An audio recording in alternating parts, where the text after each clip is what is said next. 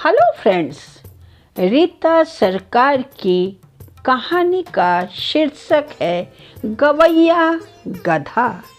कहानी इस प्रकार है। एक धोबी के पास एक गधा था। गधा प्रतिदिन मैले कपड़ों की गठरी पीठ पर लादकर घाट पर जाता था और संध्या समय धुले हुए कपड़ों का गट्ठर लेकर फिर घर लौट आता था। उसका प्रतिदिन यही काम था। रात में धोबी उसे खुला छोड़ देता था। रात का समय था, गधा घूम रहा था। कहीं से घूमता हुआ एक सियार आ पहुंचा। गधे और सियार में कुछ देर तक बातचीत हुई। दोनों ने एक दूसरे का हालचाल पूछा। फिर दोनों परस्पर मित्र बन गए। गधा और सियार दोनों बातचीत करते हुए एक खेत में पहुंचे। खेत में ककड़ियां बोई हुई थी। पौधों में ककड़ियां लगी थी। दोनों ने जी भर कर ककड़ियां खाई। ककड़ियां उन्हें अधिक स्वादिष्ट लगी। अतः गधा और सियार दोनों प्रतिदिन रात में ककड़ियां खाने के लिए उस खेत में जाने लगे। दोनों जी भर कर ककड़ियां खाते थे और चुपचाप खेत से निकल जाते थे। मीठी मीठी ककड़ियां खाने के कारण दोनों मोटे ताजे हो गए। साथ ही उन्हें ककड़ियां खाने की लत भी लग गई। जब तक ककड़ियां खा नहीं लेते थे, उन्हें चैन नहीं पड़ता था। धीरे धीरे कई मास बीत गए। एक दिन चांदनी रात थी। आकाश में चंद्रमा हंस रहा था। गधा और गीदड़ दोनों अपनी आदत के अनुसार खेत में जा पहुँचे। दोनों ने जी भर कर ककड़ियां खाईं। गधा जब ककड़ियां खा चुका तो बोला, आहा, कितनी सुंदर रात है। आकाश में चंद्रमा हंस रहा है। चारों ओर दूध की धारा सी बह रही है। ऐसी सुंदर रात में तो मेरा मन गाने को कर रहा है। गधे की बात सुनकर सियार बोला, गधे भाई, ऐसी भूल मत करना। गाओगे तो खेत का रखवाला दौड़ पड़ेगा। फिर ऐसी पूजा करेगा कि छठी का दूध याद आ जाएगा। गधा गर्व के साथ बोला, वाह, मैं क्यों न गाऊं? मेरा कंठ स्वर बड़ा सुरीला है।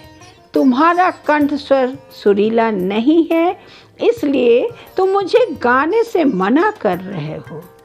मैं गाऊंगा, अवश्य गाऊंगा। सियार बोला, गधे भाई, मेरा कंठ स्वर तो जैसा है वैसा है।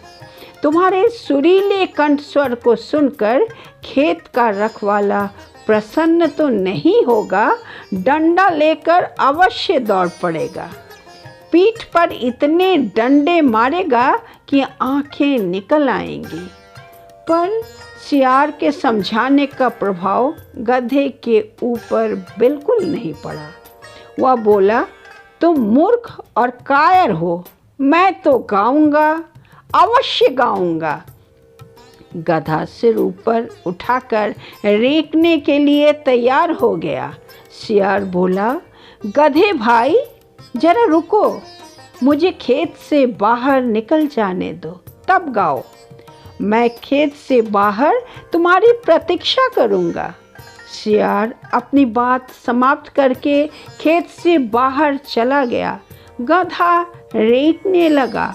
एक बार, दो बार और 3 बार। गधे की आवाज़ चारों ओर गूंज उठी।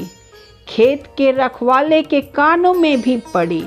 वह हाथ में डंडा लेकर दौड़ पड़ा। रखवाले ने खेत में पहुंचकर गधे को पीटना आरंभ कर दिया। उसने थोड़ी ही देर में गधे को इतने डंडे मारे कि वह बेदम होकर गिर पड़ा। गधे के गिरने पर रखवाले ने उसके गले में ऊखल भी बांध दी। गधे को जब होश आया तो वह लंगड़ाता लंगड़ाता ऊखल को घसीटता हुआ खेत के बाहर गया। वहाँ सियार उसकी प्रतीक्षा कर रहा था। वह गधे को देखकर बोला, क्यों गधे भाई, तुम्हारे गले में यह क्या बंधा हुआ है? क्या तुम्हारे सुरीले कंठ स्वर पर रीझ कर खेत के रखवाले ने तुम्हें यह पुरस्कार दिया है? गधा लज्जित हो गया। वह नीची गर्दन करके बोला, अब और लज्जित मत करो सियार भाई, झूठे अभिमान का यही फल होता है। अब तो किसी तरह इस ऊखल को गले से छुड़ाकर मेरे प्राण बचाओ।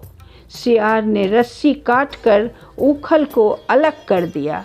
गधा और सियार फिर मित्र की तरह घूमने लगे, पर गधे ने फिर कभी अनुचित समय पर गाने की मूर्खता नहीं की। धन्यवाद।